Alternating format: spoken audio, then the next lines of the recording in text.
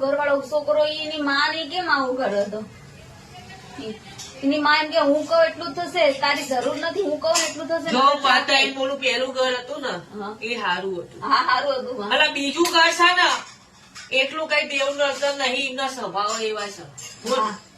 એમના સ્વભાવ જ એવા છે. બધું આમાં દેવદક ના આવ્યું.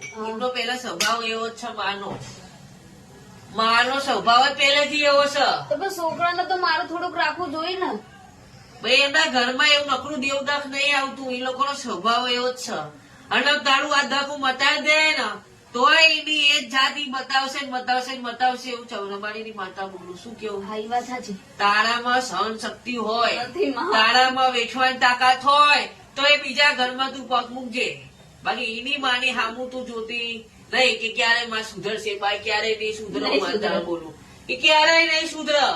શું કેવું? એના કારણ થી એના કુટુંબ થી અલગ પાડી છે. હું માતા બોલું ભાઈ.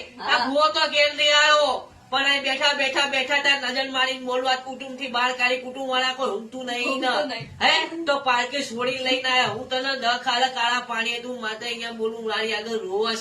એના કરતા પેલું ઘર એ હતું સારું હતું. મારી માતા બોલું બોલ સારી રહી જા. તારું ઘર ના બંધાઈ દઉં તો માર નામ માતા. શું કેવું? તારી માને લઈને આય બધું સારું બનાવી દે. જાવ રોજ